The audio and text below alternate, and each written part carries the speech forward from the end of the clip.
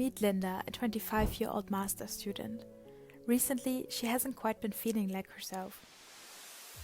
Over a coffee, Linda finally opens up. She tells a friend about yesterday, where, on a walk back from uni, everything felt strange and unreal. She heard somebody calling out her name repeatedly, and strongly felt like she was being watched. Linda is experiencing psychosis, which is often referred to as a loss of reality.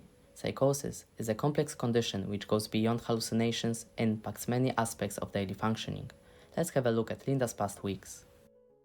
Linda, as a student, spends long hours listening to lectures. However, since the onset of her symptoms, she has struggled with concentration, making it hard for her to keep up. Linda's difficulties might be explained by a few factors. One is the dysfunction of divided attention, which is the cognitive ability we use when confronted with more than one task at the same time. The second one is her struggle with attentional control, her ability to consciously ignore distracting information and to direct and shift her attention. It is likely that those abnormalities can be attributed to damage to the insular and prefrontal cortex, which are linked to attention. Let's have a look at Linda's next daily struggle: problems with memory. She forgets recent instructions given to her by her teachers or colleagues, and when asked about some situation from the past, she can't recall it. What Linda experiences are both working and episodic memory deficiencies that are often observed in patients with psychosis. Working memory is a system of processing and storing information, crucial for other complex cognitive functions such as reasoning and learning. The second type of memory that causes problems for Linda is episodic memory, in other words, memory of past experiences. It is proposed that its deficiency results from inaccurate hippocampus and fusiform gyrus functionality. Linda has always dreamed of becoming a writer. Her friends adored her interesting characters and intriguing plots. However, recently, it has been difficult for her to write as she finds herself constantly stuck in the planning stage. While discussing that problem with her friend, she gets very agitated and starts shouting in the cafe.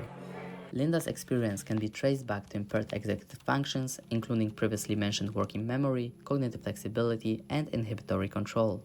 Her difficulty with creative writing reflects challenges in task switching, problem solving, and planning, which are parts of cognitive flexibility. Additionally, her extreme expression of anger could be a sign of poor inhibitory control, which usually regulates our emotions in different situations. Those symptoms suggest impaired prefrontal cortex functioning. Besides the comprehension of her own emotions, Linda has also noticed that it is harder for her to connect with her friends, understand social cues, and put herself in her friends' shoes. Linda's issues can be classified as impaired social cognition. This includes processes of perspective taking and metacognition. Metacognition is the ability to understand the actions and feelings of others, as well as your own.